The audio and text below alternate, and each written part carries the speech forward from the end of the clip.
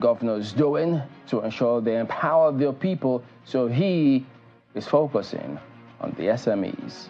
Oh yes, we hope you're enjoying that skyline, showing you that time lapse from when it's really late to, just when the birds start to sing. It's a beautiful, beautiful morning, as you can see in Kaduna. Never mind the haze. Sometimes it helps with the cool until much later in the afternoon when you begin to appreciate it. But that's a very quiet community, the community of Barnawa in Kaduna State. Not much gets heard about that place, but I think it's going to be coming to the spotlight today when the governor of the state eventually launches that particular program. And certainly, the way Kaduna is opening up these days, but for insecurity and its challenges, I think a lot more people would have been going to Kaduna considering the number of access roads being opened up and the train service now available into the place. But nonetheless, they say the greater the risk, the bigger the reward. So if you have the heart for it, it's certainly worth taking the risk. Ayo, what do you have for us in Lagos today? Well, let me begin with what you're seeing, guys. Good morning again. This is Lagos. I'm Ayo Makinde, and what you've just shown is just amazing. And I sincerely wonder how movie makers do it. But hey, because that couldn't have taken anything less than an hour or two, maybe three. But I'm not doing that this morning. I'm taking you straight to a part of Lagos, the city that never sleeps, that hardly sleeps itself. This is Oyingbo. Yes. Guys, it's been a while you guys left Lagos, so you don't know. Now, one of the signatures of Lagos is the T-Bridge. This is Oyingbo. The T-Bridge is one that separates vehicular movement from vehicular traffic from rail traffic, largely in Lagos, and of course also helps to reduce incidences of heavy traffic on the way. And I'm pretty sure that this particular bridge would be quite heavy in recent time, especially given that the third mainland bridge is under repairs. And we understand that progress is being made significantly there. This is Oyingbo. It is Lagos, the city that never sleeps. I'm Ayo Makinde. Once again, welcome to Sunrise Daily. Go ahead.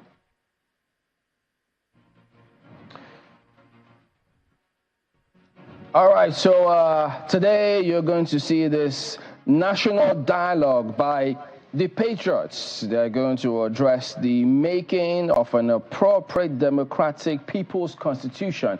So it's going to be an event that will be going on today in Lagos, where lots of persons, eminent personalities are going to be gathering, eggheads, legal minds. They will be speaking on why they think we should be looking at the constitution a lot different from what it currently is. But we'll have a little bit of conversation on that too as we progress here today.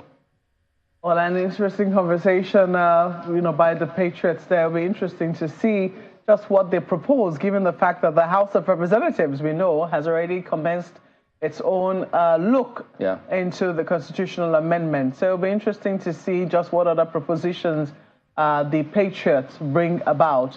What else do we have happening today? So you can also see it right there. Road safety operations court to determine if road safety can legally operate on Abuja roads. This is going to be an interesting one. Yeah, you do remember that this is there's an appeal. Remember the lawyer, Mr. Edun, who went to courts. Was a member of the NBA in Warri, and so he took the Federal Road Safety Court to court, challenging the operations because they were causing some nuisance, according to him. And so the court says you cannot operate on state roads. The appeal equally said the same thing, but they then said they were going to appeal that matter, the road safety.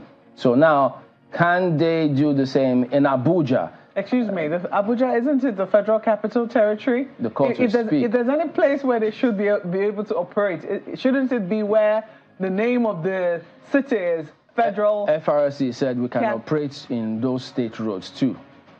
So contrary to what the courts have said, that's what the people thought. So the courts will have their own interpretation of the law today. Interesting. Well, it certainly will be something to look forward to. But I would think, well, I could be wrong, but you never get. I'm willing to take a bet on it, Ayo.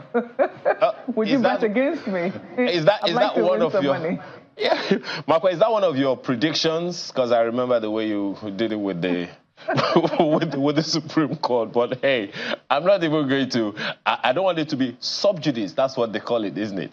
But you know, business at 10 o'clock this morning will be looking at the question of inflation target. Can the CBN hit its 21.45% inflation target? It's a question, a poser you can unravel at 10 o'clock during Business Morning on Sunrise Daily. Let's take a quick look at what the papers are saying.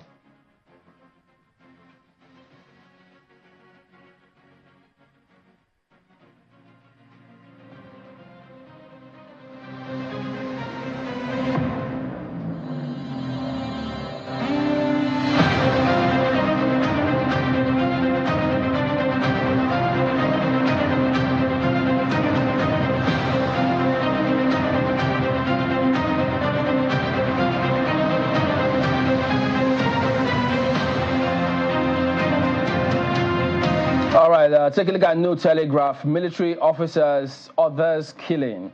Attack on soldiers, direct attack on Nigeria. Tinubu warns. So that is the big lead on the front page of New Telegraph today. Well, Abuja Inquirer is focusing on what's happening right here in the Federal Capital Territory, and it says corps of directors and FCTA face premature retirement. Premature is in parentheses there. The riders, Wike ignored seniority, that's according to sources, and over 250 directors may be forced out. That's the lead story on the front page of the Abuja Inquirer. Ayo. Look at the Nigerian Observer this morning. No place for killers of military personnel. That's what you have as lead story of the Nigerian Observer, as Tinubu grants DHQ, CDS full authority to bring perpetrators to justice. More condemnation trails killing. What is the talk? I guess we'll leave it at that for now. More of that during Sunrise Daily this morning. That's the Nigerian Observer today. Well, Daily Trust talks about budget padding in parentheses. Nigerians angry with lawmakers. To Okuama,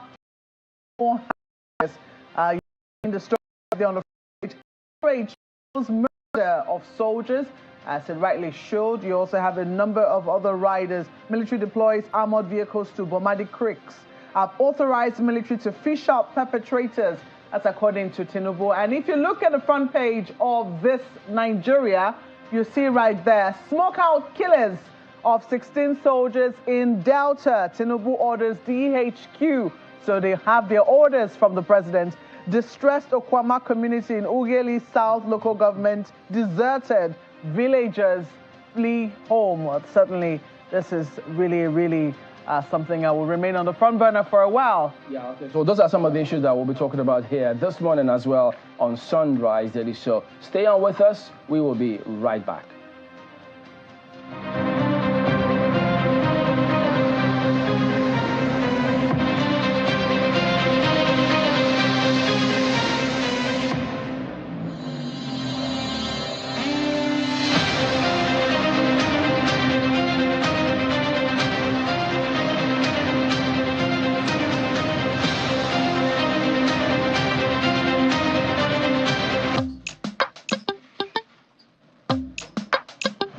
Heartburn and indigestion? Try Just Eat. My recommendation for the past 26 years, Just Eat. Reliable remedy for heartburn, indigestion, flatulence, and acidity.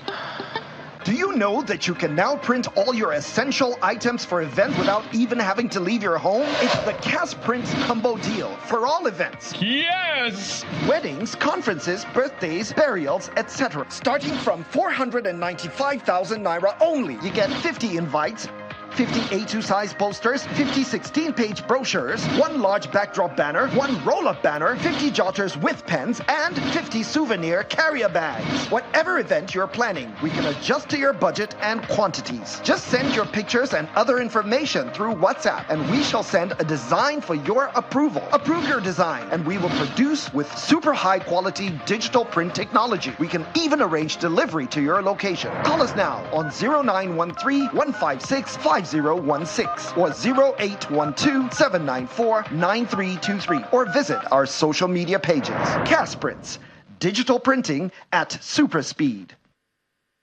In this era of recovery, ability to engage virtual stakeholders successfully could be a veritable source of sustainable competitive advantage. Embark on a transformative journey with Texam's Effective Leadership in a Distributed World program.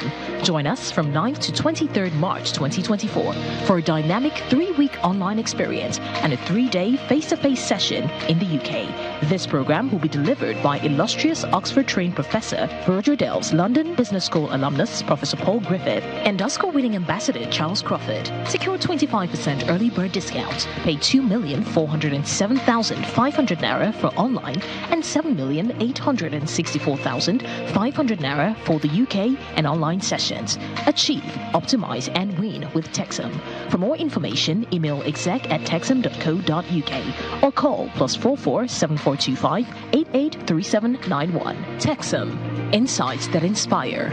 Actions that change the world.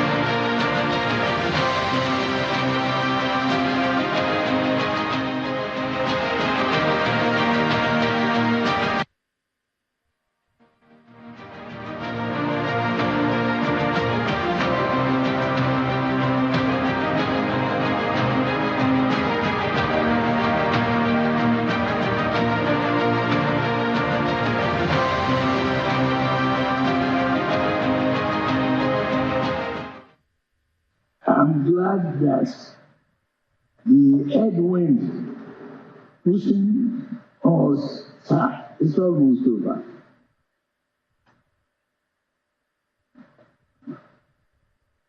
The tunnel is not as dark as when we started. It's getting clearer. And it's going to be brighter and brighter. In the name of Allah. So, the capacity to work with each other, to communicate and share joy is what I will continue to preach about. Okay, welcome back. So quite a number of things going on today. So the unfortunate development in Delta State is one of them. You also did hear us talk early on where the Patriots will be having their event as well today. And then it's not over with the suspension of Senator Ningi in the Senate. So quite a lot playing up today. But we've got Mr. Femi Falana, Senior Advocate of Nigeria, joining us virtually.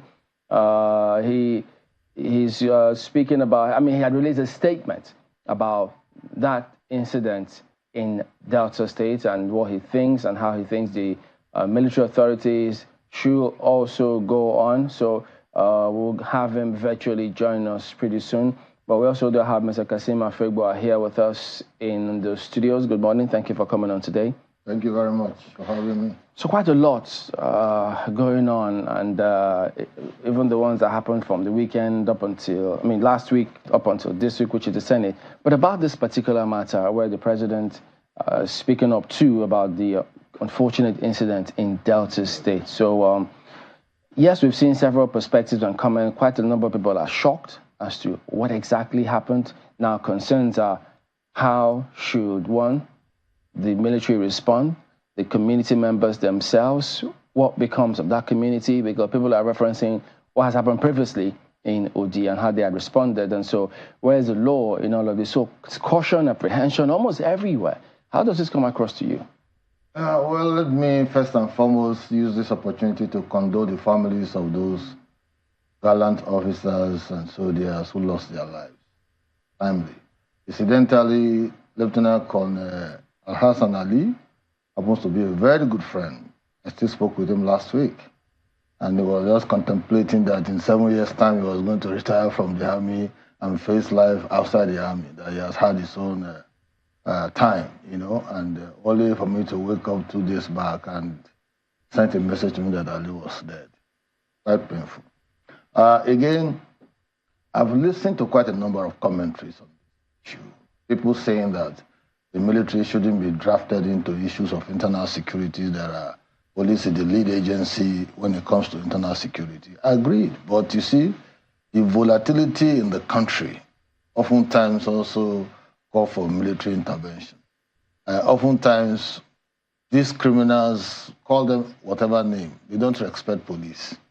If there's anybody they respect, it's partly military, and perhaps even maybe vigilante, because they feel that vigilante have some kind of extraterrestrial power, let me put it that way, that they can use to mitigate some of these crises. I didn't think the military went to Okuama community to fight, the community. I think they said to resolve the issue in an amicable manner, but that there was breakdown in communication when they addressed the indigents, in the community hall. But essentially, we need to consistently and continuously preach, national integration. There are too many cracks, too many fractures that is not making us to see ourselves as one. There's too much of parochial patriotism, clannish sentiments, all, hemorrhaging in the same, political landscape. And so for us as a people, you may even ask yourself, why would two communities be involved in this kind of intercommunal crisis to the extent that it will lead to this kind of program? And so, for me, I think we must devote time under a democracy, because it's all about dialogue. We must devote time preaching national integration, national orientation. Let us see ourselves as one. Let's begin to appreciate the beauty of collegiate responsibility. And so that when we are confronted with these kind of issues, we will know that we are driving in the same direction, not different direction. Because it's quite disturbing when you see things happening in all of these communities and look at the lives of people, of soldiers that have been lost as a result of this lack of love, amongst ourselves. Yeah. Well, I just want to introduce. Yes. Thankfully, we can see him now. Mr. Femi Falana joins us now. Mr. Femi Falana, senior advocate of Nigeria and also a very prominent human rights activist who's also written on this matter. Mr. Falana, it's so good to have you join us this morning. Good morning and welcome to the program. Thank you very much, Mokwen. Well, you have been expressing your own concerns about this current situation in Okuama community. What precisely are you afraid of as a result of what has happened with the soldiers, with the killing of the soldiers in Okuama community? Well, I reacted to the unfortunate incident on Saturday. It was on the 15th, barely 24 hours. Unfortunately, the government never reacted until the 17th, yesterday. Now, I pleaded on and was expressing sympathy with the bereaved families of the slain soldiers. I pleaded with the military authorities to prevent reprisal attacks because of our experience in Odi, in Zakibian, Baramantu, and others. It was very clear to any discerning mind in the country that there will likely be a reprisal attack. More so that the gory pictures of the military officers and soldiers that were killed were circulating in the media. Unfortunately, nothing was done.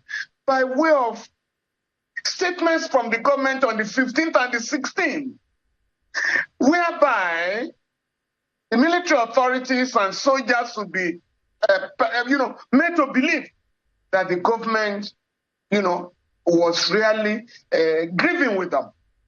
And so on the 9th of the 16th, angry soldiers stormed Okuama village and set it on fire. For me, it is avoidable. And you see, you can't blame soldiers alone.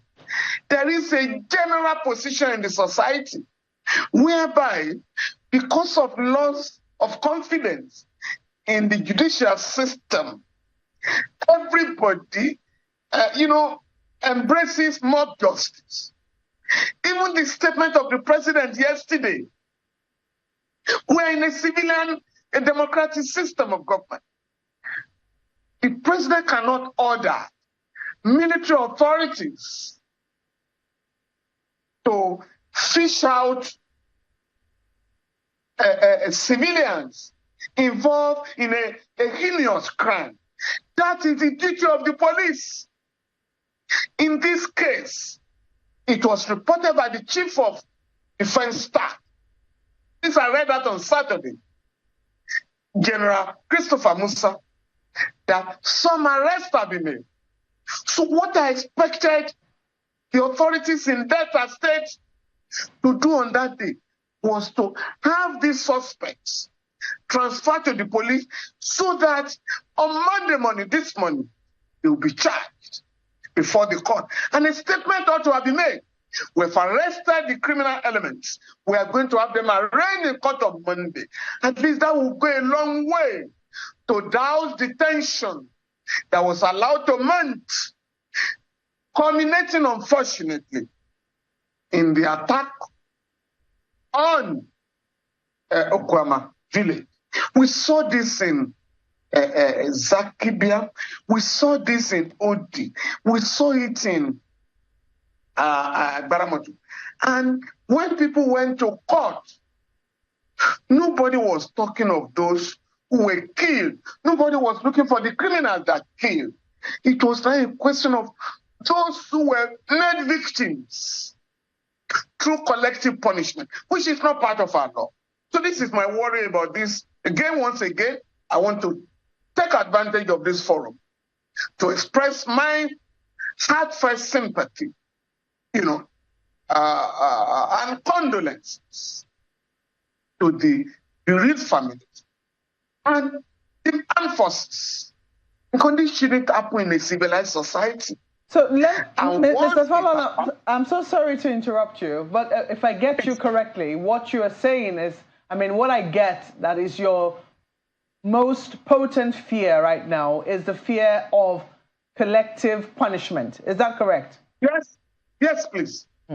Because there are innocent people in Okuama who are as angry as the government in ensuring that these criminal elements are brought to justice. But when you go and set their houses on fire and attack innocent people, you have offended domestic laws, because it is right in our country that there is no vicarious liability in criminality. 2, Nigeria domesticated the Geneva Convention in 1960, and under Article 33 of the Geneva Convention, collective punishment is prohibited. Reprisal attacks are not allowed. Innocent people cannot be attacked, even in a war situation. And it does serve, that these reminders are given, especially in a situation where the military feels, not just the military, because as the president has said, the attack on soldiers who have pledged their lives in service of this country, for a group of youths to just brazenly attack them and murder them in the manner which they did. These are people who had gone into a community to try and keep the peace between that community and another community, in a situation where, you've highlighted the fact that the police should have been the one doing such a job. But right now, we have delegated that responsibility to the military. And in this instance, they were representing Nigeria. So how do you think that a country can send home a message to groups of youth? Because these are not just, it's not just these youths in this community that are looking. There'll be a host of other communities that are going to be looking at how this particular situation is handled and how the Nigerian nation can say, look, a lot of things are happening in the country, totally unacceptable, but this is something that would never be tolerated. Attack on soldiers and men of Nigeria trying to keep the peace somewhere. In 2023, 43,000 people were killed in the United States of America through gun violence and mass killings, including innocent school children. But I can assure you, in each of those cases, the system has been deployed to pursue all the criminal elements involved, whether they're in the state or they have left the country.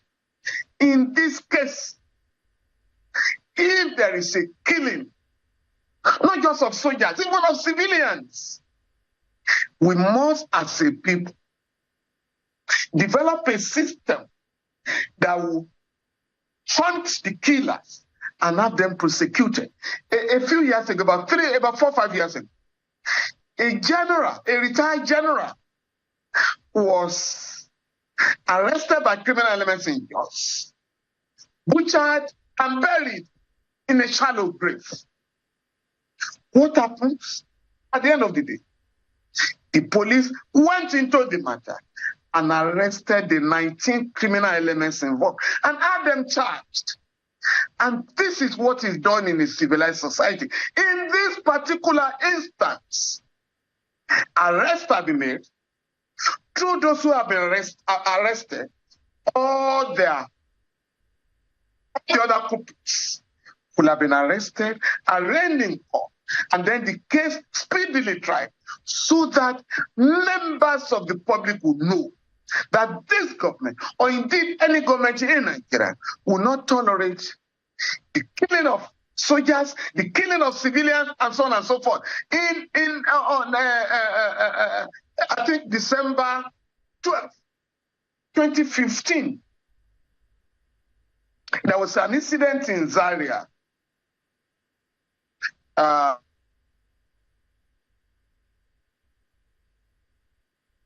Mr. Falano, certainly, it's a very interesting part of the conversation that we are having now, but, I'd like to take a cue. By the way, we have with us here Dr. Tunji Abayomi, who is a human rights activist as well as a legal practitioner, joining in the conversation. Thank you for joining us this morning. One of the issues raised around this matter when Chamberlain and Maokwe were talking to Mr. Kasim Afegwa was that perhaps there is a need for national cohesion, that there is a national cohesion gap could have been responsible for the kind of incidents that we have in the Delta, in that Delta community. What's your take on that?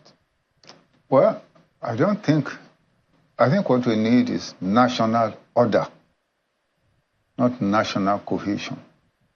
National order.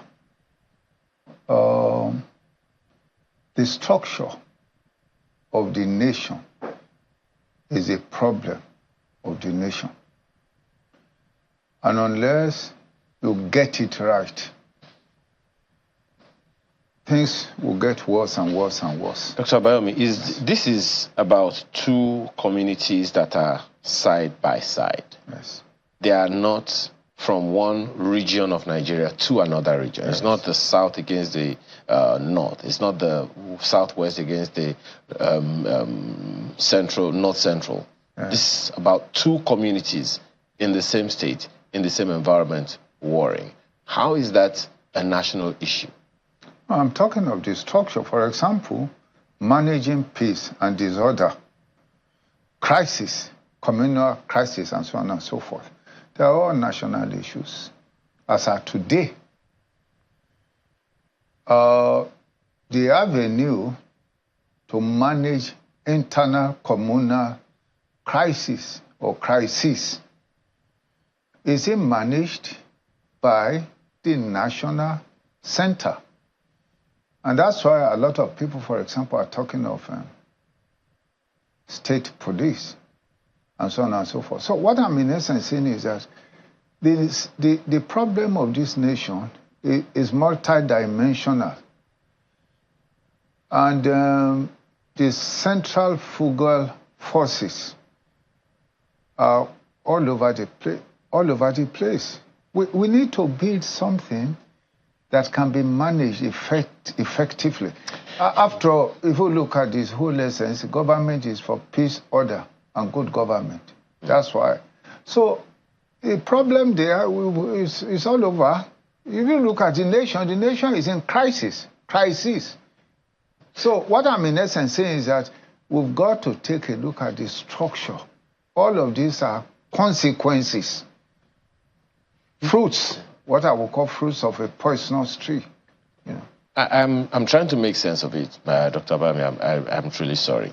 This is a community, and you've heard Mr. Falana refer to the OD and Zaki Biam incidences and the reprisals that happened as a result. So where is the correlation between these incidences that tend to have similarities? For instance, in both instances, we had a situation where the military went in.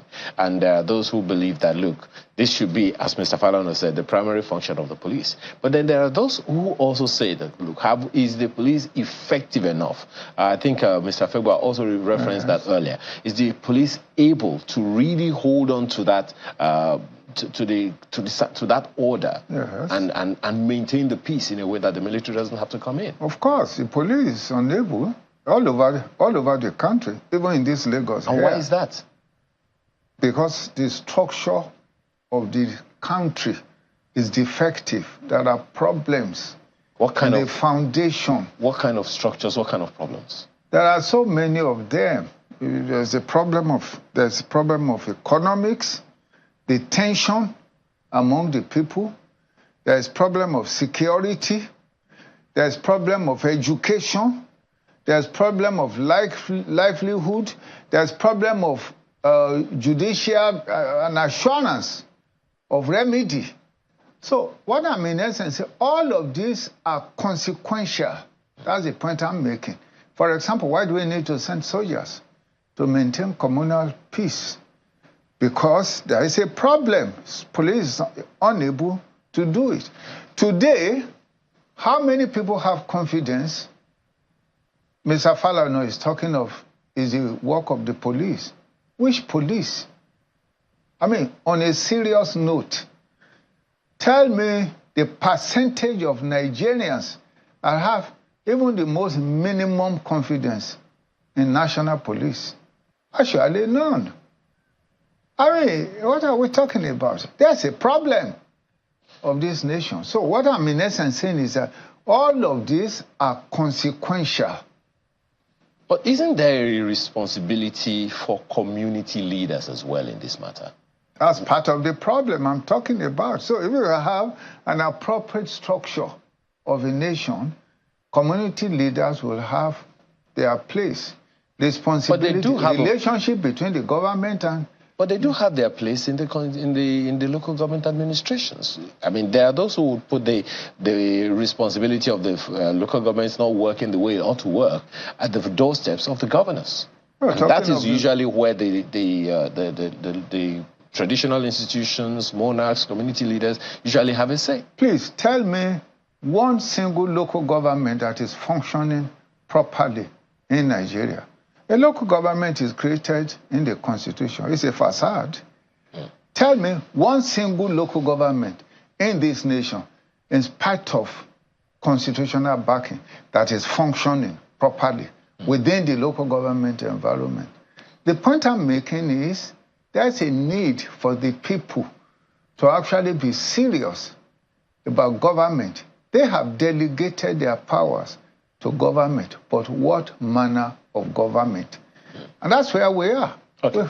Well, there's a lot more to go on that one, but let me ask you, Mr. Afegwa, I apologize, by the way. I mean, we lost signals with Mr. Falana the other time, and we certainly will have him back.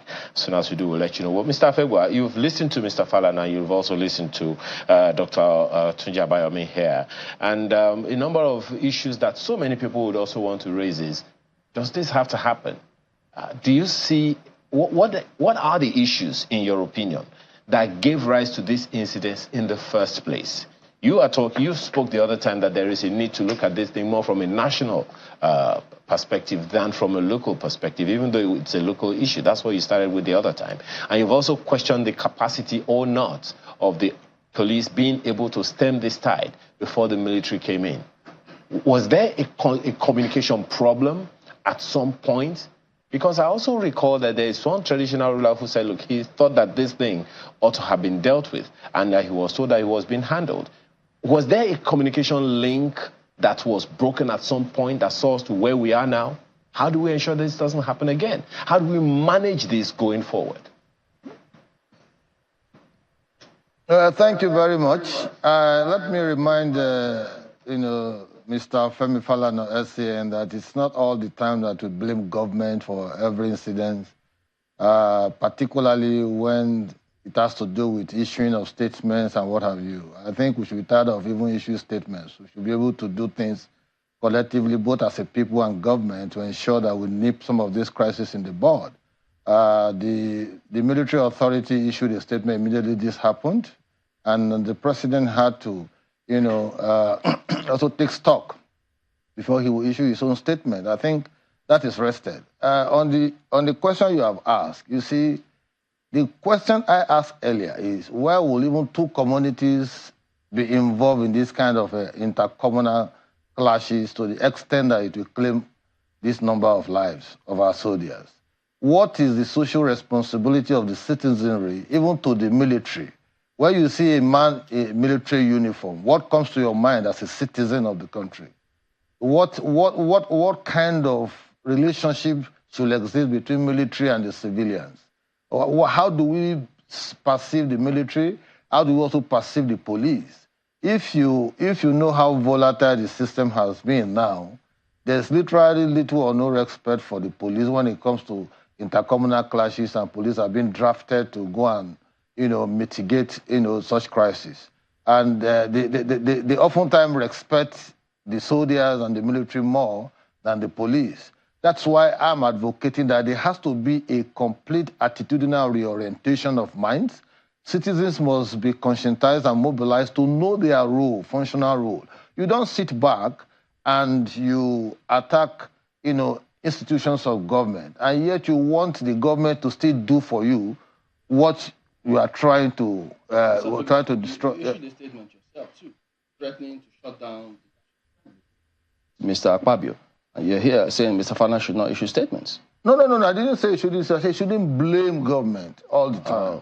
I'm not saying he has the right to issue statements. He shouldn't blame government all the time about not issuing statement immediately. Isn't it valid? No, the military authority issued a statement on the issue. He's saying that on the 16th that he didn't see any statement on the 17th before the president spoke.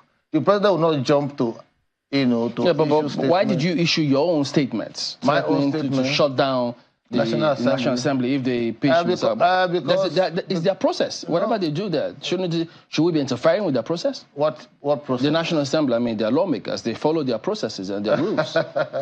You see, the issues are deeper than that, Chamberlain. It's come to a point that I was arguing yesterday with some people that Nigeria is not a country yet. We don't have a nation. The ownership structure of the country is fragmented along ethnic and parochial lines. And so whether you like it or not, you may pretend to be a Nigerian when you are here, but the reality on ground shows that there are so many countries, subnationals, at different levels. So when you come to the National Assembly, it's supposed to be an assembly of 109 senators from the 109 senatorial districts across the country, which is like a good assembly to reflect the wishes and aspirations of people of the constituents in those 109 settings. And now there have been scenarios where there have been senators, Senate presidents. You've had Saraki, we've had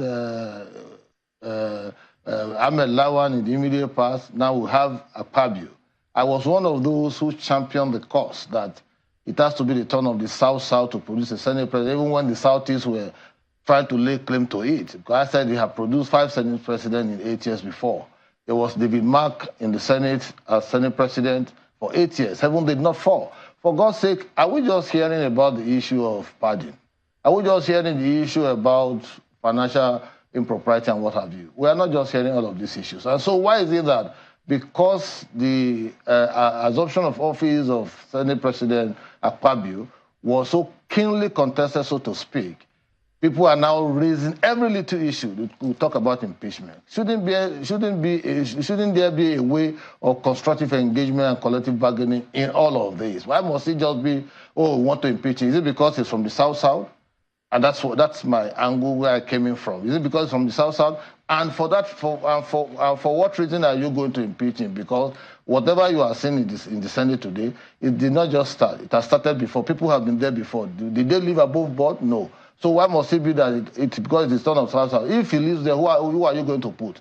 We want to start the calculation. We've had the narration before that the president is from the South, that the Chief Justice of Nigeria is from the South, that the Senate President is from the South, that they will not allow. But time was when Buhari was the president of the country. We have Tanko as they say, we have Saraki as the Senate President, and then we have Lawan. So why is it that certain sections of the country want to lord themselves over us and think that we are fools and that we should sit down and watch without talking? Well, some people will say that there is a problem with your arguments. First, you have already, you've just decried how clannishness is leading us to all manner of, all manner of misdemeanors and in some cases great harm to our country. You complained about that when we're talking about the issue of the killing of soldiers. So if the statement is not exactly promoting clannishness, I don't know what it is doing. No, you see, let me tell you, I've just told you that we don't have a country. And so, wait. They're two different things. A country and a nation are two different things. Yeah, both country and nation, both of them. Let me tell you, both clannishness are a function of the fact that there is no nation. And Kasim Afegba will not stop it this morning. For whatever it is worth, what we have going for us now is different interest groups competing for national attention. And that's why you see we differ more to our clannish sentiments, our ethnic conclave than the national. And I don't have any apology to render because over the years I have fought for, let's have a nation, let's do this, let's do that. So you're giving up on that fight? I have given up because I've discovered that the more you try to push for nationalistic patriotism, the more certain elements are looking at Nigeria from the north-south divide. I wonder what Mr. Tunji Abayomi will have to say about that. No, let me learn. Yeah. And essentially, when you look at Senator Ningi's argument, the argument is that, his constituency had 2 billion and some other persons in the south had 12 billion or even 100 billion, what have you. But I'm saying that there has been a precedent. What did Ningi say when Amelan was there, when he took a lot of projects to So that's another problem. That's the second problem which you've just highlighted. The second problem is that it doesn't matter the level of misappropriation or the level of malfeasance leveled against a public official. If it's the turn of that particular region, the person must serve out their term regardless. And some people will say that's problematic because... No. It's not, nobody has established any financial malfeasance because the argument of Ningi is that certain monies were not properly allocated and he can't read through the line. But the chairman of the appropriation committee, Adeola, Senator Yayi, gave a valid explanation to the first line charge, the statutory budgets for all of those ministries and agencies and parastatals of government. And so that argument of financial malfeasance was not clearly established against anyone. But the point, Ningi was speaking from the point of ethnic parochialism. He was talking that, in the north this happened, in the south this happened, and it didn't happen in his own constituency. And I'm saying that when other Senate presidents from other parts of the country presided over the National Assembly, we had similar scenario, and the call for impeachment did not arise. Well, Mr. Falana, I know you certainly will also have something to say. First, it's talked about the fact that you called for a statement that should have come, you believe it should have come much earlier and perhaps would have had the potential to douse, what we're now saying happening in Okuama. But let me take you up. Now we've seen a statement released by the president. It's a very strong statement saying this is not going to be allowed in any way. The perpetrators need to be fished out. You made reference to the fact that the DHQ also released a statement in that in the aftermath of what had happened. In some ways, are you reassured that this might not go down the path of OD or Zaki Biam, which easily come to mind when matters like this come up? It has already happened. A whole village has been raised down, it's burnt to ashes. And we can't go on like this. The point we are making, every right-thinking person must condemn what happened in Okuama. Every right-thinking person. But how do you go about it so that it will never happen again? Let us now start to fight mob justice, jungle justice in our country. Because this is the bottom line. It's not whether you have a nation or you don't have a nation. Once we have not restructured the country, we must have some irreducible minimum standard. And when you are discussing something very, very serious, we cannot afford to ethnicize crimes. Oh, because this man is a senator from my region. Therefore, if he loses the treasury, I will clap for him. You don't run any society that way. It's the same thing with killing. And I'm saying, with profound respect, that even when a policeman is killed by a soldier, it's mob justice.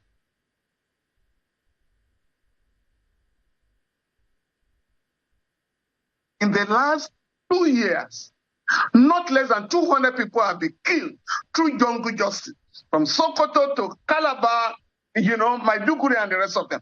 Let us now decide as a people, one, there is a killing of any citizen, whether you're a soldier, a police person, or a civilian, we must ensure that we fish out the murderers and have them prosecuted in a properly constituted court. But once we say, soldiers are killed, please go and level the village. We are going to create more problems. And I'm saying, based on experience, the attacks on Oti, Sakibian, and Ramotu, the Federal High Court, different judicials of the Federal Court, awarded a total sum of 199 billion. In the case of Sakibiam, it was 41 billion. In the case of Bayelsa, Oti, 37 billion. And the case of Baramotu, 100 billion. Part of this money has been paid. Whereas nobody was talking of the criminals in those places who caused the problem. So let us take advantage of it. Some of the murder suspects have been arrested. Let's have them arraigned. All the others, ask the police to look for them. And whether you want to trust the police or not, all the other cases where proper investigation has been done have been conducted by the police. And we have got the murderers. Those who kill. In case of a general in Jos and others. But it is not, and I made this point when you had the last bombing incident of civilian, what they normally call accidental bombing. Over 300 been bombed. What has the government done to do justice, to compensate the victims? And my statement on Saturday was that both the federal government and the Delta state government will have to reach out to the families of the bereaved soldiers and compensate them while we are prosecuting the murder suspect. And this is how it is done in any civilized society. But to say, we don't have a nation, therefore, criminality should reign supreme. Yeah, but Mr. Falana, what do we then do about public sentiments? Because if you also read, some of the sentiments about what has happened or what has transpired in that community, I totally get what you're saying in terms of what the law prescribes and what the law envisages should happen in a scenario like that. But it does appear that as a result of precedents, the fact that communities that have done, where these kinds of acts have been perpetrated, have not gotten away with it. Collective punishment is what has been meted out to them. It does appear that there is some acceptance within the Nigerian public that this is trite justice for communities that allow this sort of things happen amongst them. What do we do with sentiments that, that are already espousing this sort of, not just fears, but almost like as if this is what any community would deserve, were you to carry out this sort of thing against soldiers? Now, that is an invitation to anarchy. Once you resort to mob justice, and we have a duty under our law, another international law, the collective punishment in Nigeria, another international law, it's not permissible. And what I'm saying, with profound respect, what I'm saying, we must condemn the killings of soldiers, and indeed all Nigerians. We must now insist and institutionalize a system that will arrest killers of people and have them prosecuted. Once Nigerians can be made to believe that you will get justice at the end of the day, the resort to mob justice will stop. And it's not limited to the soldiers. In the case of Odi, Bayelsa, Zakida, Benue, and Baramoto in Delta, it hasn't worked. But Mr. Falana, there's just one thing that just one, if you can hear me, Mr. Falana, just one statement, and if you can do this under 30 seconds. I think the point Amakwe is making is this. There are certain institutions that represent the state. They are symbols of the states, of the 36 states of the Federal Republic of Nigeria. And that, I think, is the point that Mr. President made. You don't attack a policeman. You don't attack a soldier. How do we manage that kind of thing when it happens? Please do that in 30 seconds. Standard for the entire country, gentlemen and ladies. We must have one standard, that the life of every citizen must matter. But one life becomes, when the life of human beings, a human being becomes so... But one of the things you champion is the rule of law. That is one of the things you champion, the rule of law. Now, the point that is being made here is, it's a policeman, a soldier of the Federal Republic of Nigeria, almost like saying a court. So if that kind of thing happens, what should be the response of the federal government of Nigeria? The response of the federal government of Nigeria is to ensure that the suspects are apprehended and charged before the court. And then you also ensure that the communities involved, you must get the leaders to appreciate that we are running a democratic society, a civilized society, that this will not be tolerated. But to embark on collective punishment...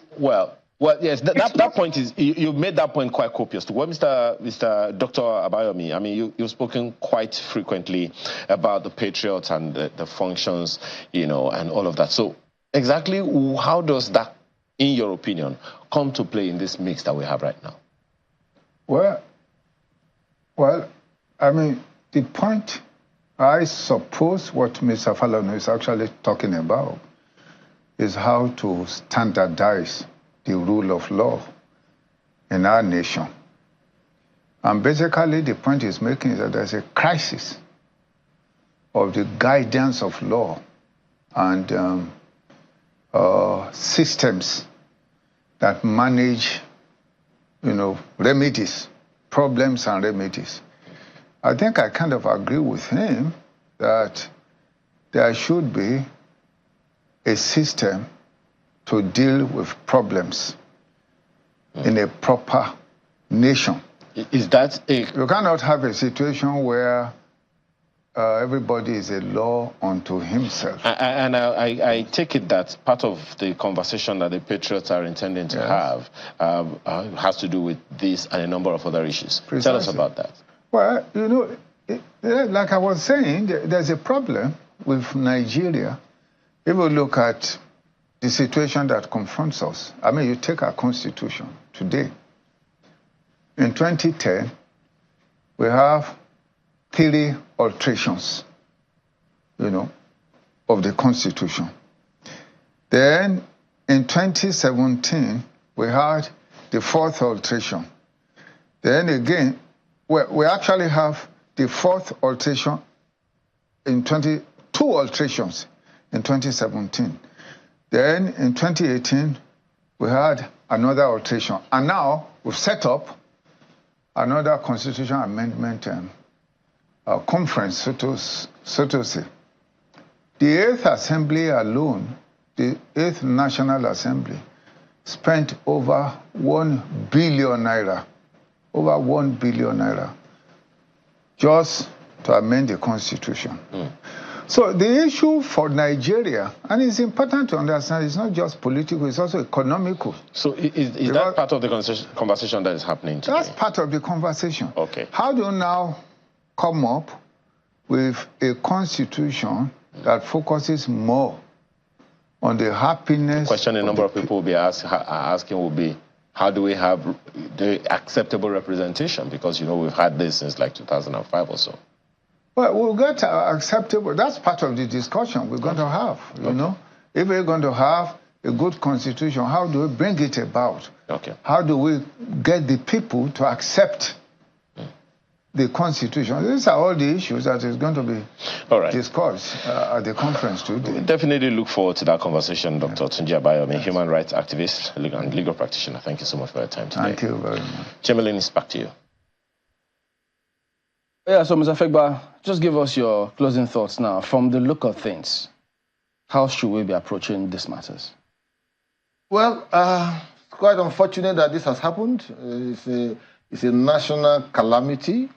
But I want to, insist that there has to be a greater participation of citizenry in the affairs of government, one.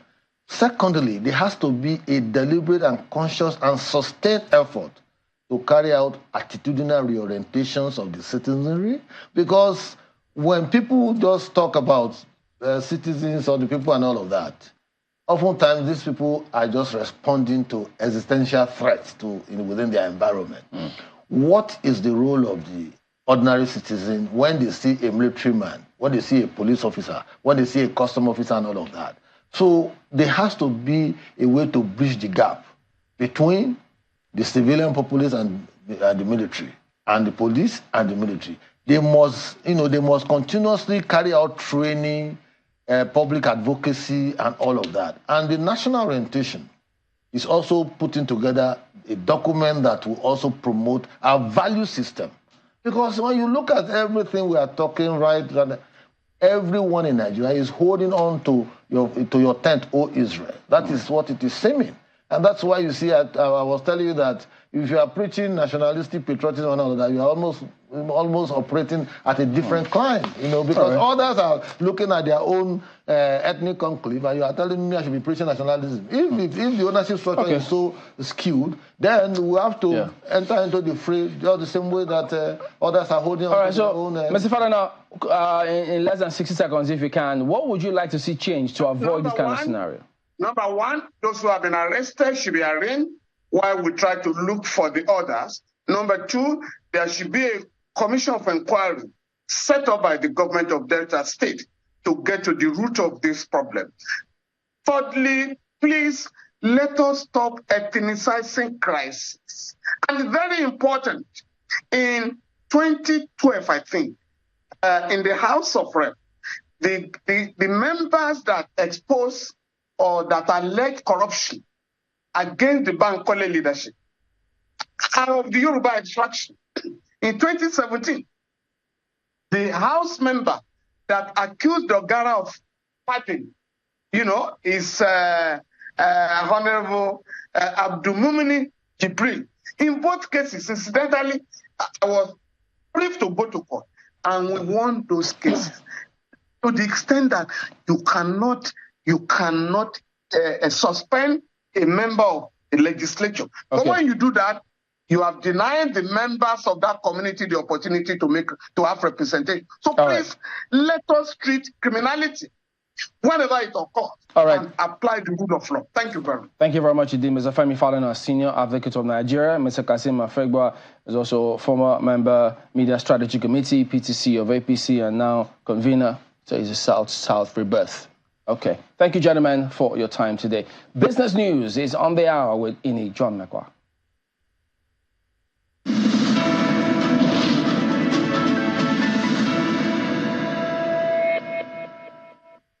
Thank you so much, Chamberlain. Good morning, everyone. Welcome to Business Morning on Sunrise Daily. And as usual, we started from the global space. Oil prices ticked up in Asian trade on Monday, extending gains from last week when prices rose nearly 4% on the view that supply was tightening, with the risks heightened by further attacks on Russian energy infrastructure. Looking at the numbers right there, we see that for Brent, it's now up to $85.66. We left this at 83 on Friday. It went up 0.4%. For WTI from the United States, it crossed over to $81. We see right there at $81.44 a barrel, gain 0.5%. Now let's look at the factors. On Saturday, a strike sparked a brief fire at the Salvansk refinery in Krasnodar, which processes about 8.5 million metric tons of crude oil a year. That's about 170,000 barrels a day. Analysis found that attacks have idled around 7%. Oh, that's in Russia. So that makes it about 7% of Russian refining capacity that has been idled in the first quarter of this year. The refining complexes process and exports crude varieties to several markets, including China and India. In the Middle East, also, we saw have problems coming from there. Israeli Prime Minister Benjamin Netanyahu has confirmed that he will proceed with plans to push into Gaza's Rafah enclave, where more than 1 million displaced people are sheltering, defying pressure from Israel's allies. This week, investors are also looking at outcome of the U.S. Federal Reserve's two-day meeting. You remember inflation came up. That's going to help them decide what to do, but we're expecting cuts to start from June, and that will bring more clarity on the timing of interest rates for the week. That's what we'll be looking at this week, and these are the factors driving prices this week. Let's move over to the grain space now. Chicago wheat futures rose on Monday for the first time in 4 sessions, recovering from last week's losses as Russian attacks on Ukraine's agricultural infrastructure over the weekend supported prices. Let's see the prices. Wheat, the most active, is on CBOT, Chicago Board of Trade. It gains 0.9%. That's a whole lot, you know, for a one-session gain, to $5.33 for a quarter of a bushel. And the contracts fell last week 1.7% to trade near its weakest level in 3.5 years. If we see other prices right there, soybeans, it firmed 0.2% to $12.01 a bushel. And corn also, on the other hand, also gained 0.6% to $4.39 for a quarter of a bushel. Now, the factors driving all of this: Russian air attacks damage agricultural enterprises. So we see 2 major facilities being damaged now in the war and the regional tension going on, agriculture and oil. And these are the 2 major drivers of economic activities. The Black Sea port of Odyssey, that was in Ukraine. Russia did that to Ukraine. In the other one, we saw Ukraine doing that to Russia. Most of Ukraine's regions have started 2024 spring sowing, seeding the 128,100 hectares of spring wheat, peas, and barley and oats. Last month, the country's agriculture ministry said that the farmers were expected to reduce the area sown with corn by 9% year on year. Now, U.S. wheat is facing intense competition from heavy flow of Russian supplies. Cheap wheat still coming from Russia there. That's prompted Chinese buyers to cancel. We did tell you that last week, some of the deals to buy U.S. and Australian cargoes. The U.S. Department of Agriculture recently confirmed in its daily reporting system that exporters reported cancellations of more than 500,000 tons of U.S. wheat that was supposed to be sold to China. Now we come back home to Nigeria there, and I know your internet is back, maybe working partially, but not fully back, and so the risks are still there. Main one, a digital framework service provider, declared a force majeure on Friday, and they've explained steps that they are taking to restore internet connection to service. They said in a statement that on its website that it became necessary to declare that force majeure after that testing. We all experienced that, not just in Nigeria, South Africa experienced it, Ghana and some other African countries. Now, also remember that the Nigerian Communication Commission, the NCC, has said damage affects major undersea cables near Abidjan in Côte d'Ivoire, and it's causing downtime across West and Southern African countries. It said that it caused a cause somewhere in Côte d'Ivoire and Senegal. And main one, I said this might take about 3 weeks to fix, so we have to endure. Well, thank God at least we have partial service. That's why we're still able to do some of the things that we do.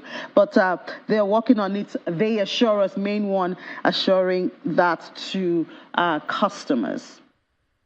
Now to our, well, evergreen story back at the issue of FX. The central bank has another, well, I would like to say another policy coming up there. They said the central bank has asked all deposit banks to submit their retail demands for Forex in accordance to a set out format and template. They actually share that format and template with the banks. The regulator is emphasizing the need that FX demand be related to trades that are due for payment and duly registered. These should be submitted on time to the Director of Financial Markets of the CBN. And so this is another effort by the CBN to check, you know, that there are no fictitious demands of FX to pull unnecessary demand or pressure on the policy that's going on the value of Naira and all of that. So this is another one which we hope if banks would follow through and only genuine demands are being attended to, perhaps that will reduce the demand for dollars in the country and reduce the pressure that we see in that space. Now, on Friday, we did see the inflation numbers for February 2024. Saw headline inflation increase to 31.70 relative to January 2024. Headline inflation was at 29.90. Let's look at those numbers and understand the impacts of it if we could have those inflation numbers. So we saw headline inflation. There you have it at 31.7 for February from 29.30, and that's up 1.80 month on month. And then when we look at year on year, February this time, we had inflation at 21.91%. So year on year, you're looking at 9.79%. January 2023, it was at 21.82. Meanwhile, January 2023, it was 29.0. January 2024, we had 29.90. For 2023, it was 21.82. Now, just note the difference. Year on year here, you're looking at more than 7% added, while for February, we're looking at 9.79. So prices have increased. Price of that bag of gari, of rice, has gone up about 9.79, even though that's questionable, because when last did the baskets of inflation commodities, when last was it updated? In the UK, it's updated every month. In Nigeria, we cannot remember when last we did that. That's a conversation coming up. And then when we look at food inflation, which is the major driver of inflation in Nigeria, in February 2024, it's gone up to 37.92%. In January, it was 29.90. I think it's getting worse or what. So we see it there. Now, year on year, between February 2024 and February 2023, it's gone up 13.57%. And we see a lot of effort from the government there. We see grains of bags being given and all of that. But we still see this much movement year on year. Meanwhile, month on month, we see it there, more than almost 2%. Let's speak to Professor Ken Ife, joins us from Abuja studio now. He's a development economist and public policy strategist. Professor Ken, good morning. So we look at the numbers, and we see year on year, food inflation has gone up more than 13%. That's a whole lot. No wonder we are feeling the squeeze, and yet there's the opinion that this is not even capturing the real thing because our basket has not been updated for many, many years. Right. It's not a good news. It's not a good news at all. And if you look at the relationship between the figures month on month and also year on year, you see a significant shift. For example, if you look at the month on month for headline inflation, and then look at the year, you saw about, right, it's about 7%, nearly 10%. But when you look, that's 9.70%. But if you look at the same situation for food, it's about 13%. It's a lot more. The jump is quite significant. And then if you look at the food, also month on month, again, from 29 points is quite heavy. You look at that, it's about 8%. So that has a lot of implications for however we think we are going to tackle this inflation. And I have to tell you something. There are 4 major things to look at when you start unpacking all these figures. Of course, I know we can come back and look at measures that we can take, but we need to understand the 4 different things at play. One is if we have demand pull inflation, domestic demand pull inflation, if we have domestic demand pull inflation, then, which is not the case, then the monetary policy will deal with that because you can suppress that demand by hiking the rates, the MPR rates, the policy rates, and then also all other rates. But that doesn't seem to be the case. What we have is more of a structural supply push inflation. Now, this you can see manifesting itself in various prices of inputs going up, the petrol, the diesel, and all of that, and the power, energy. So these things are only amenable to fiscal policy, not to monetary policy. Then number 3, if we have imported inflation, which is arising from an import-dependent economy, and there's an inflation pass-through straight to the consumer because there's no price regulation mechanism, then monetary policy can affect that by moderating the interest with the exchange rates so that the rates at which these things are purchased and brought in is attenuated by manipulating the forex rates to that extent. But remember that when you look at the difference between food inflation sub-index and headline inflation, even though there's a distance, substantial distance of our 7%, there is a component that is common to 2 of them, which is imported processed food. Processed food is in both of them. So if you want to take them out, you have to look at how monetary policy can affect exchange rate. Then we move to the 4th one. The 4th one is domestic demand pull inflation, which we said is not the case. But there is a foreign cost demand pull inflation, which is caused by, and I want you to listen carefully to this. This is caused by the 100 million Francophone citizens surrounding Nigeria that are importing because of the price differential. They have a low interest inflation rate of about 2% on the average. They have a constant currency price fixed because they are linked to euro.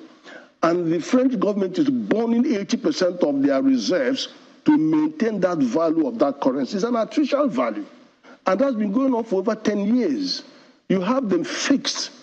Now, what it means is that about 9 years ago, 8 years ago, 1 naira was buying 3 francs CFA, which is fixed. Today, because of our devaluations and all of that, we can only buy 0.8, 0.7, 0.8. We can't even buy 1 CFA. So if you're looking at them getting our food from our country, our money is devalued about 80%. So there's a demand pool because it is very cheap now, very cheap export from Nigeria of our primary produce. But can monetary policy help there? It can. They are not bringing in dollar. They are not paying that food for dollar. They are using Nigerian naira, which is where the problem lies. 2, we need to, if we begin to ask me, well, what can we do? Then you can't stop that because of ECOWAS treaty, but you can insist that documentation is raised on those primary goods going out, and you can insist that they should be paid in dollar so that you can have it show up our dollar supply. But other than that, the major strategy that you should use is value addition. If we have value addition at the frontiers, then they are obliged to pay tax. Because if they say they don't want to pay tax, then they have to register with ECOWAS Trade Liberation Scheme, which is ETLS. That is what would give them that exemption, and they have to prove rules of origin. We have to comply with the rule of origin. So that is another complex, but it is very helpful for us because if we add value, which you can do, one simplest way of doing that is to get the marketing board to be mopping up all the produce and then now control where that produce is sent. It can now send that to the processors who will process. If you leave it to the farmers, they won't be able to, they'll take it away. All this will go away because traders are going to come to them and collect all this and they move them across the border. So we'll monitor with fiscal policy, it's only fiscal policy that can help there. Will monetary policy help on that side? It's difficult, very, very difficult. Prof, and that's why food supply sub-index remains at very, very high level. So, Prof, I guess that is why last week we did see the CBN do some kind of intervention, even after the governor showed a huge determination that he was not going to get into the intervention space because of the harm it may have caused to the economy before now. But we did see the CBN give some, I think they gave some grains and then they gave fertilizer, beg your pardon, and some money and all of that because if they are to hit that target, since the CBN is using inflation target now of 21.4% this year, there's no way the monetary policy alone can bring that to pass. Well, controlling money supply is essential. I haven't said anything wrong with that. It is essential because in the end of the day, the capacity of people to buy is what you are going to control with money supply. So that has effect. It's going to have effect without a doubt.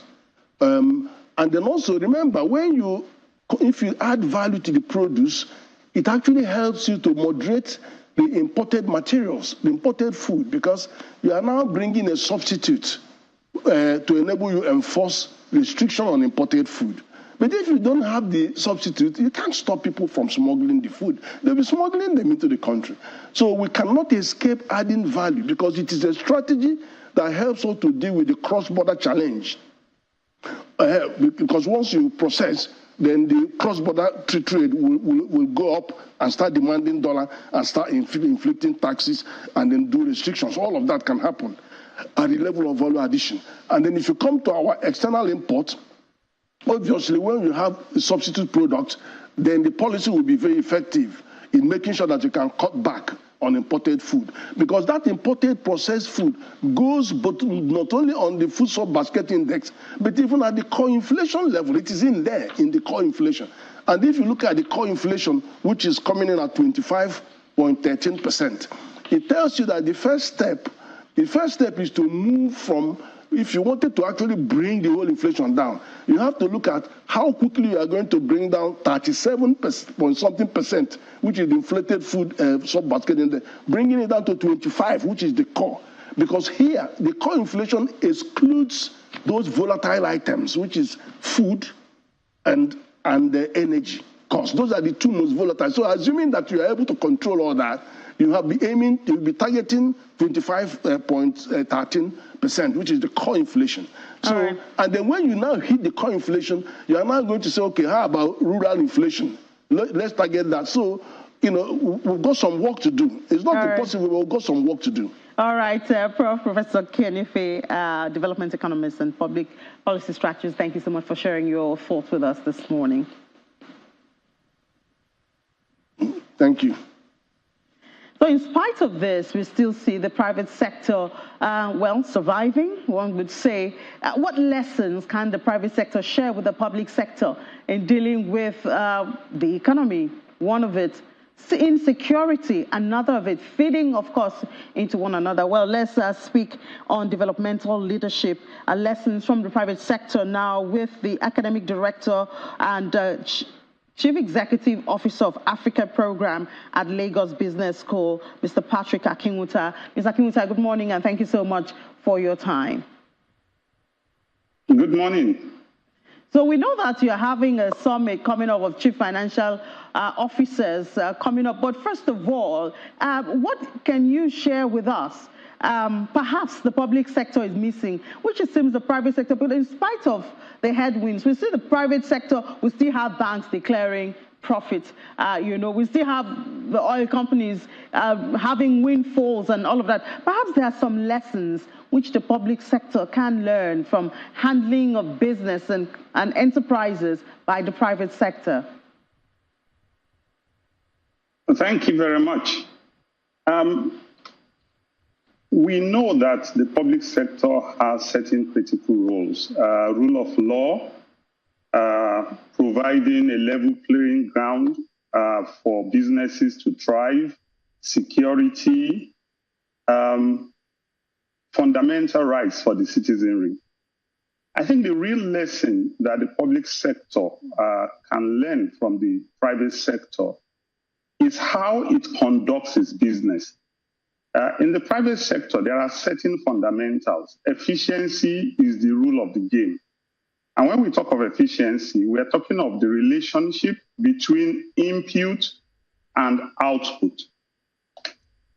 How do you produce more from the same set of inputs, or how do you produce more from less input?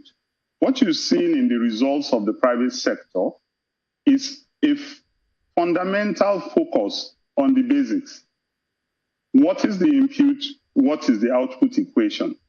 You add that to transparency in reporting. So when you look at each of these institutions, they don't just come at the end of a year and present a budget and then go to sleep. At the end of the year, come and say, this is the outcome. They provide monthly. First, they provide guidance. They provide monthly, quarterly, half-yearly, 9 months before end-of-year results. And they do it in a transparent manner. They bring in the stakeholders to challenge them, to compare them to other entities. So the pressure is on. The ownership level is high. The accountability index is very high. And this is what we need to do as a nation. When you look at the public sector, what we talk about and what we're engrossed mainly about as a nation is the annual budget. So everyone is talking about the input. How much will we share? How much is allocated to A or B? But very little attention is paid to the output part. So when we talk of agriculture, we talk of what is the budget for agriculture. But Professor Adesina, a former minister of Agri, now president of AFDB, has demonstrated that the output part of the equation is very fundamental. How much tons of cassava are we producing? How much was it last year? How much are we spending on inputs? What will it be this year? What is our volume of manufacturing of key household items that are used in Nigeria? What is the input factor? What is the output factor? As a nation, we need to start asking, if you budget for roads, how many kilometers of roads was actually produced? If we do the arithmetic of the cost per kilometer of the resurfacing of the Lagos-Ibadan Expressway, we will understand the colossal inefficiency that as a nation we unleashed on ourselves. For more than 24 years, we were budgeting and budgeting for a 130-kilometer road. Thank God it's been done now, but what's the efficiency index with that? So this is a fundamental area that the public sector can learn from the practice of the private sector. This to the FX issue, because I mean we've seen the CBN roll out statements and policies and adjustments over and over. Perhaps there's something we can also learn for that area too. That's the FX supply challenge. Well, thank you. But first, I think we must commend the central bank and the government for the bold removal of the arbitrage window between the official foreign exchange market and the hitherto parallel market. That was a bold move. It was painful, but it's the right thing to do. I mean, if you want to solve toothache or a tooth decay, you don't rub mentholatum. You have to go extract it from the source if you want to get out of that pain. So, but having done that, the point to do is to look at is how do we drive productivity? Historically, we've looked at foreign exchange from managing demand. How do you allocate effects? But the real challenge for us as a developing economy is how do we drive productivity? And to do that, we need to get better with our infrastructure. We need to focus on power. We need to ensure that there is security so that people can go about their business effectively, drive exports, and minimize import. That's what drives the exchange rate. So it's not our job to start managing what the exchange rate will be to simply by monetary policies. The underlying fundamental needs to be squared. Output must exceed input. Export must exceed import. To do that, we need a productive economy. We need to create jobs. That will be possible when we invest in infrastructure, when we invest heavily in supporting agriculture, provide power. And I must comment recently, the focus of state and federal government on rail is the right focus. What we need to do is to do it in an efficient manner. You saw what we did with GSM licensing in Nigeria. We can as well put the rail infrastructure problem into a licensing model, move the railway ministry into a railway services commission like NCC, invite bids globally, let them pay huge value. We have over 1 million square kilometers as land mass in Nigeria, but we have only 3,500 kilometers of rail. And that's a poor relationship. So the focus on rail is right, but we need to do it right. And this is why the Lagos Business School, we are focused on building responsible leaders that will inspire Africa's growth. And that's why we're driving the development of leaders in Nigeria to bring in the practice of the private sector into national consciousness. And that's what we're doing in the CFO Leadership Summit, which we hold on Wednesday, and is meant to bring CFOs and CEOs together such that we understand the strategic collaboration and synergy that they can unleash to develop our economy in a fundamental manner and take our rightful place in Africa as the leading economy. But when we get these people empowered in the private sector, the thing is, do we get them to the public sector, or do we transfer the knowledge to the individuals in the public sector? You're speaking to the public-private partnership. I mean, great economies have a proper synergy between the academia, the private sector, and the public sector. And we're doing that at the Lagos Business School. You did at the introduction, you talked of the Global CEO Program. What we're trying to do is to develop leaders that have a broader horizon, understand the public sector input, understand the social input in a continent as Africa, understand the developments and the leverages that we can bring to play, technology, talent, in order to improve efficiency and productivity. All right. It is doable. And we're on the right path. All right. Thank you so much, Mr. Patrick Akinwuta, the Academic Director of Global CEOs and Africa Program at Lagos Business School. Thank you so much, and we wish you the best in your summit. Thank you very much. All right, so that's the much we can take. Sunrise, guys, thank you so much for giving me a minute or two of your time. Back to the Sunrise Daily Studios.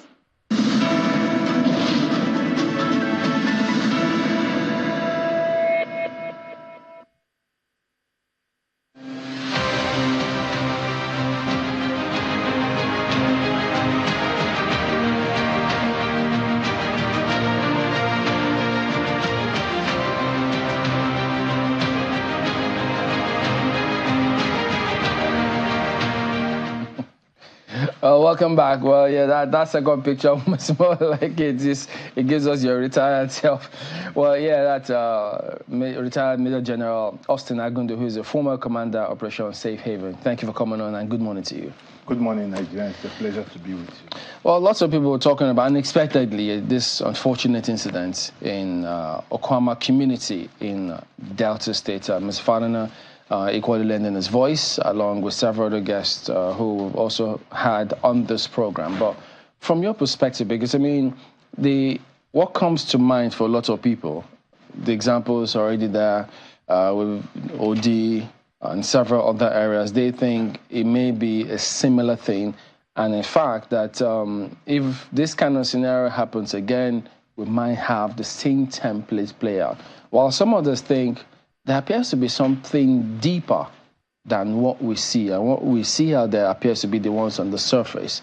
So if you could just talk to us about this whole scenario as it is playing out, what are the issues that you think we need to be focusing on to ensure that these kind of things are addressed? Well, first of all, I want to join my voice with well-meaning Nigerians who have condemned this wicked and dastardly act that happened these few days. The loss of lives, even one, is a great loss to the entire nation. Maybe this also that these are people who have been well trained by taxpayers' money to perform certain jobs, professional jobs along the line of duty. Yes, it is condemnable, and every well-meaning Nigerians, these are not time to talk about rhetorics, but the real issues that are on the ground. It's unfortunate that it happened, but it's also one of the hazards of the profession itself. But when it comes into internal, that is within us, that it is somebody that is within us that know us very well, that is carrying out this act. We are trained to die for the country. That is the basis of the military job. And that is the only job where you are trained, and the consequences of death will always be there, but not at home. So now what is missing, and entirely missing in the hotel, is that community-based relationship. And I truly believe, I listened to Prince Afebo earlier on this morning, I was talking about even the people losing confidence in their own. The military is a national military. It's your own military. You own it. And of course, like you do know, the National Assembly has total oversight. If the National Assembly represents all the peoples of Nigeria on seat, they have the right to oversight. That means we all own it. It's not a case of we versus them. We don't respect those who are in uniform. We don't respect even the law enforcement agencies and other agencies of government. It is the thing, what is it? We need a total reorientation of our mindset on what we actually want as a people. Well, I know the president has said this, there has to be investigation on the matter. Delta State government too has lent their voice saying, yes, this kind of thing should happen. Because I mean, not many will understand why this will happen at all. That's why something, there should be a little bit more to this. Because who in their right minds would just go ahead and attack officials who are there to keep peace? They didn't even come there for war. They came there to ensure that they reconciled groups. So that's why some people think that there is a lot more to this, and we should be taking steps to make those efforts to ensure that we unravel what actually transpired. Could there be an unseen hand? Is it just that the community were angry with the officials? There's certainly more to this. Yes, there is more to it, and what we should be looking at is, again, lending voice to what Prince Afibua said, that conscious effort to have a national cohesion, and that effort that will make us to understand that we are one, that we belong to each other. There is, and this can only be achieved through some level of behavioral change. There are some certain mindsets that persons have, and there are also other people who are promoting these heinous crimes going on. There are people who are behind the curtain, who we need to unravel. Who are those that are behind it? Who are those? There are some people who profiteer from this type of situations whereby the military or any security agent, for that matter, is trying to resolve. There are those who we call conflict merchants. They are in different shades and in different shapes. And the unfortunate aspect of it is that even within the communities, we know them. Oh. We know them. The community know them. The community leader, various levels of community leadership, they know them. They know the recalcitrant types of persons living there. They know there are prevalence of arms, illicit weapons. And of course, to worsen the whole situation, now there's proliferation of organized criminal gangs whose act is just to maim and to make is total disorder. So from your experience, pardon me, do you think we learned any lesson from OD? Unfortunately, we are quick to forget the past and forge ahead. And even where there are inquiries, judicial inquiries and all whatnot, the content of those inquiries are often not, either they are not made public or they are not even, actions are not taken thereafter. And then everybody goes to sleep and wait for the next crisis to happen. And then you remember the previous one that happened. We can't keep on going on in circles. Effort has to be, we must ginger our military men to do the job that they are called to do. And of course, like you do know, the military is one of the most trained professional entity of this country. We are trained to protect lives and property. Every other sector of it rallies around the military. And it is only the military, and of course, it's only in the secured environment and a peaceful environment that you can think about all other sectors to thrive. Why do you destroy what you already have as an entity? We earn accolades overseas, we earn accolades across the nations of the world, but here at home, you look at the military as if they're, and of course, the military leadership have been doing a lot to mend fences, to build bridges, to do a lot of things that they are doing to make sure that we are able to understand the essence of our being. Well, Mr. Falana was very concerned about, Zaki Biam or OD repeating itself in Okuama community, and he's will I say is I don't want to say warning, but he's pleading against collective punishment, which is what we've seen. You have also talked about how in communities people that you admit that there could be more to this than we're currently seeing. You've talked about gangsters, people who don't mean well, merchants of conflict, etc. in communities, whom community people usually know, but oftentimes also are powerless to do anything against them because they think that those people have backings from quarters that are also beyond their own reach as well. So in this instance, isn't it more important then that we prevent a situation really of collective punishment despite the pain that we all feel? There is, for the lack of use of words, most often we are bereft with ideas in this country that we keep using words that we look like indicting the military for whatever they are doing at any point in time. Yes, there is nothing like collective, and in the first instance, the laws of the land, the military do know. Do not forget, we are governed by the military law, we are governed by the civil law. And if we find ourselves in an international environment, we're also governed by 3 laws of the laws of those lands. We know this. We have all the tenets of acting professionally. That is why it is called a professional career. It is not like any other ministry. We know we are engrinded. We have the various levels of trainings and everything that has already changed our mindset into, this is not Stone Age. There is nothing, and it's not enough for us to speak for the comfort. Are you saying Zaki Biam happened in Stone Age? No, I'm not saying. What I'm saying is that the idea of any of our elites, members of the elite club, and saying that we're talking about collective punishment or whatnot, we've not gotten on the ground. And do not forget, most often when people report things, they always be from their own perspective, from their own myopic perspective, that will suit their own purpose.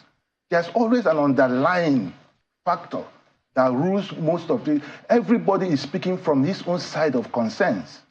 And that must be discovered. Sorry, General, I'm trying to get your perspective very clearly. OD happened when it happened, and it was because soldiers were killed in OD.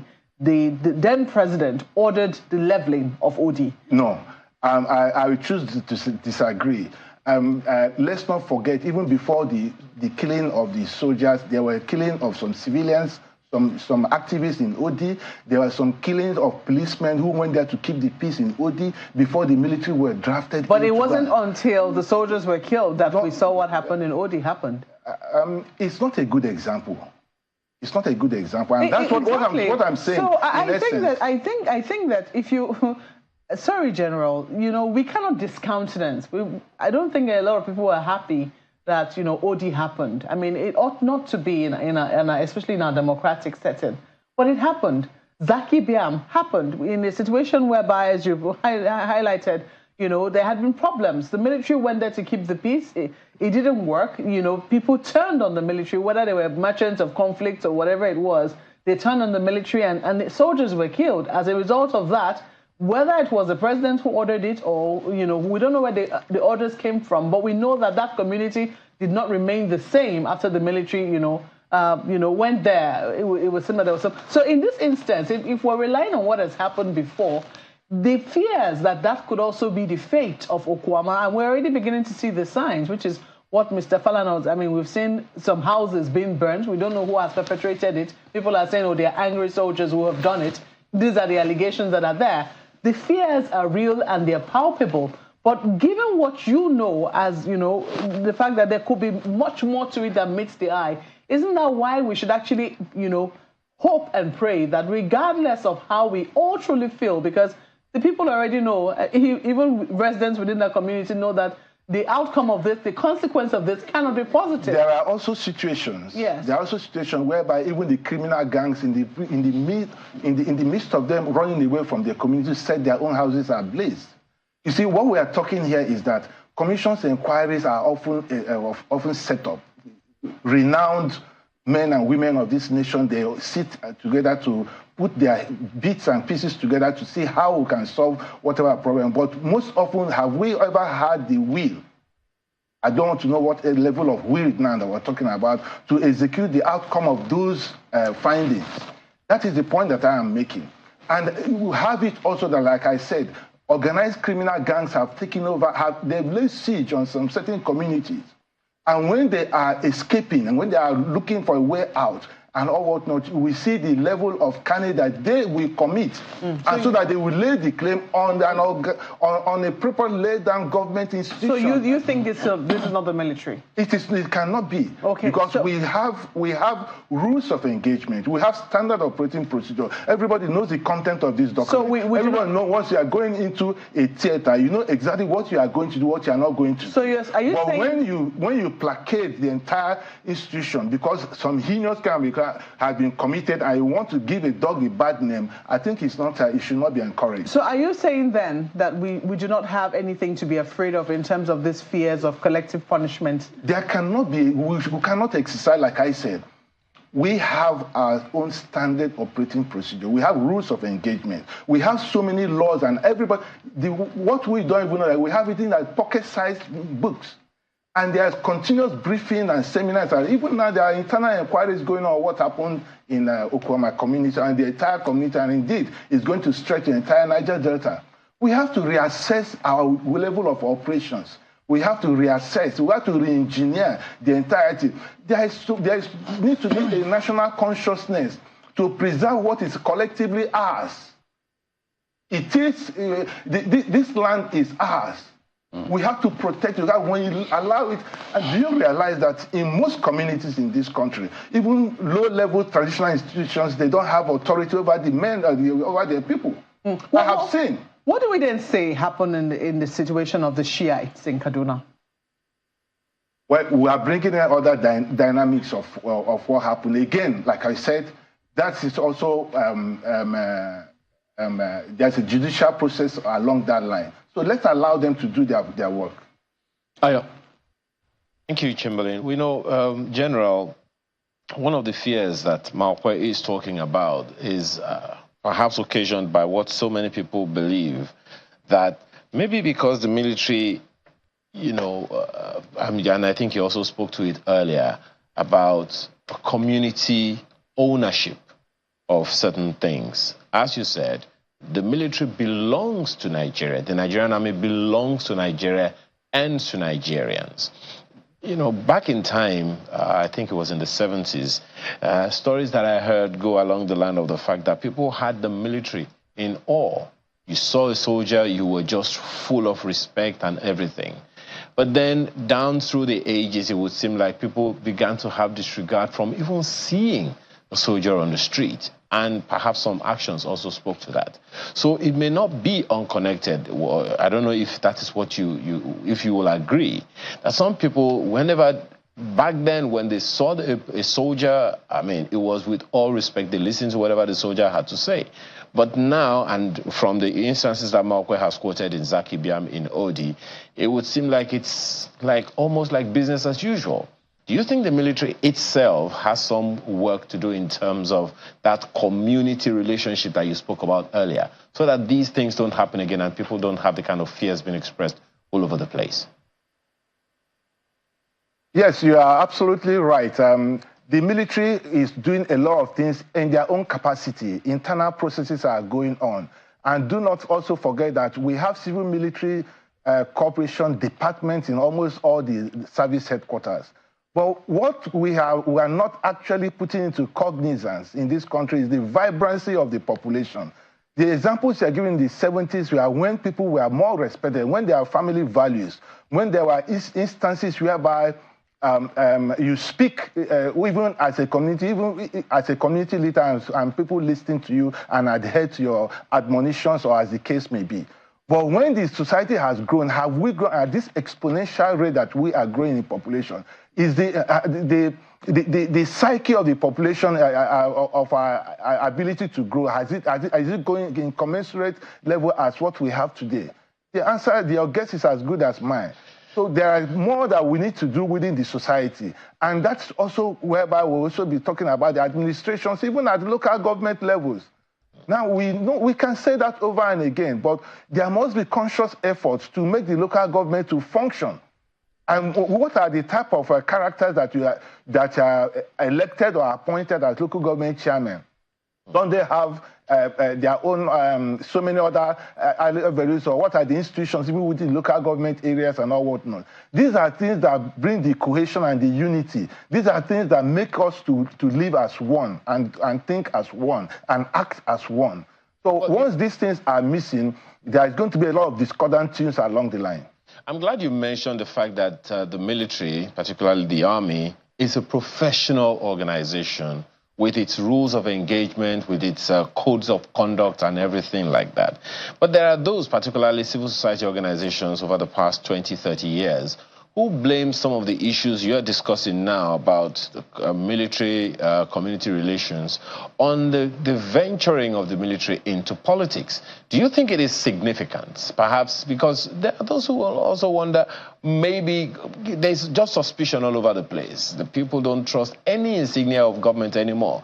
Trust has been breached. And over the years, it would seem like anyone who represented government didn't have the respect of the people anymore. So, because the military has occupied political power, just a second, sir. Because the military has occupied political power and now it is a democracy, how do we begin to build that trust back as the military ventures back into its original state of professionalism?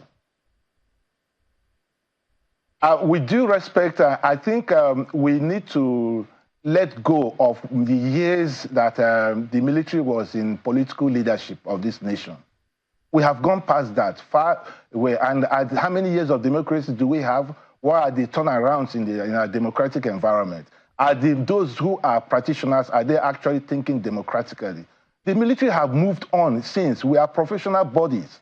We are professional men and women, respected that nationally and internationally. But the perception of individuals, of certain persons, regarding who the military is, yes, or resentment, is what needs to be changed. And you talked about the civil society. For goodness sake, why hasn't the civil society organization, or any one of them indeed, come out to even lay credence to or condemn or lay support to the military that is supposed to be, with the military that provides you all the leverage that you require to live in this nation? So the civil society should, the vibrance of civil society also should be seen, and not only on things that are maybe on things that are more profitable to their organization or to the paymaster. So certain things are good for the ears to hear, while others are not. So you cannot choose as a member of civil society to deal with one aspect and leave the other aspect. The civil society is more towards the politically vibrant. Okay. So let us try as much as possible to give the credits to where it belongs, and where there are instances of isolated incidents or all kind of thing, we call it by its name. Well, there is something you mentioned about community engagement, General, and I know that, as you also said, that the military has those relationships ongoing and all. Given these examples and this current one, two things I'd like you to say. Number one, how should we progress going forward? And secondly, do you think the military needs to review its rules of engagement because of what you said the other time, as the vibrancy of the population now as opposed to before? I can tell you with all assurance that the military is reviewing, even every of our operations, we have what we call after-action review for every outing that we do make. We have lessons learned departments in our headquarters. There's a lot of things that is going on to review even our operations and all whatnot, to make sure that we move according to the dictates of the time. And of course, we're already looking into how we're going to meet up with our requirements in the next few years. Do not forget, again, and that's one aspect that most often we are neglecting. The rate at which the population is growing and meeting up in necessary infrastructural positions to meet up with the growing population. By 2030, which is just how many years away, Nigeria is going to be, I think, the seventh, is there, the statistics are there, seventh most populous nation in the world. Are we putting up those, are we building the human capacity that will meet that particular population growth? And not to talk about by 2050, Nigeria is going to be like the third or fourth most populous nation in the world. These are things, we have serious issues that need to be discussed. We have to engage in our infrastructure, our health care.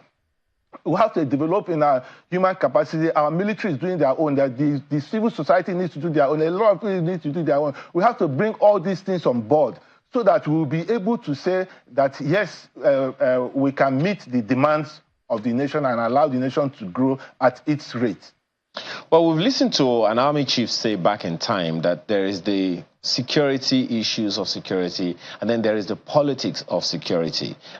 If you don't mind speaking generally right now, my colleague mentioned some issues from other parts of the country as well in this conversation. These issues are ongoing, and the military, many believe, is quite far-stretched in all of these issues. What is missing? You've also cited the issue of some social issues now as being responsible for these things. Who should be doing what so that the pressure on the military of having to intervene in such cases as the one we are discussing right now could reduce? What are the issues that are missing? Social issues, economic issues, whichever ones, in your opinion, that are missing? And how, if at all, should the military be venturing into such conversations when they happen so that the pressure can be released on the military and the police can do its primary function? Yes, you are not only the police doing their own primary front. You see, we must get into such a stage whereby we'll be talking about strengthening the coordination of our security architecture, the general security architecture. And when we talk about this general security architecture, you are also looking at other relevant ministries, departments, and agencies of government. There is a lot of tools that have to come on board to ensure that we all plug into the same system. And this is very simple, because you are looking at whereby the society, the vibrancy of the society is required to meet up with the demands of the times. We are in a very precarious moment as at now. What we should be doing is to make sure that we engage every strata of the society to come on board on the same stride, so that we can be able to forge a united, very virile and strong nation. Well, so give us when you talk about that architecture, rejigging that architecture, quite a number of people think it's got to be across board, not just about military. It has to be policing, to the extent that we have to strengthen the police such that areas where the military go, there are areas that with strengthening the police force, they can step in and bridge that gap and take the pressure off the army. Yes, you are quite right. And these areas we have to, what is somehow missing with other security agencies for them to meet up with time. Mm-hmm. There are levels of training and retraining. There are some that since after being, we say recruited or after being employed, they've never gone on any levels of training. Mm-hmm. Now, if we have to rejig our security architecture, in my own opinion, I think looking at the 6 administrative zones that we have, yet to be recognized, now, we should be looking at having some kind of unified command, whereby at every level, do not forget, in some unfortunate Delta State, I can't remember who the lawyer is that went to court because road safety arrested him on a road. I say it's state road and you have no authority, and now the court has granted him the right that yet they cannot arrest him on state road. So if we make certain things responsibilities, that this responsibility is for this agency, and this is for this agency, and it is well known. And yet there has been a coordination of all these agencies to work as one entity. It's going to help a lot in it. In other clime that you do know, you will see members of ministry of this in a proper military outfit. You see police representation, you see road safety representation, you see all this representation. There will be that coordination that you are doing your statutory functions and whatnot. But all this, you will now be able to see that, yes, every person can, that coordination is required for us to achieve results. All right, we'll have to thank you for coming on. Major General Akeredolu is a former commander, Operation Safe Haven. Thank you for your time this morning. It's a pleasure to be with you. We've got some feedback. I don't know how much we can take, but let's have this one from, I think it's Bashorun Kende. He's talking about this same tragedy. He says, our military is our last line of defense. When criminals kill citizens, the police are drafted. When the police are killed, it's military that are drafted. When the military are killed, who do we call? Our people should start to defend our land and give support in terms of information of criminals to the authority in charge in order to prevent collective punishment. Well, we have a number of other mails, but we're afraid we're totally out of time. John Ojikutu, Makondru, and I think there's one more person whose name I can't see here. We thank you for your feedback. We hope to be able to take them tomorrow, because this discussion is certainly something that's on the front burner. Thank you for writing in and for being a part of the program. I'm Maokpe Ogun Yusuf. I'm Trey Belunosol. And I'm Ayo Makinde. Do have a wonderful and productive week.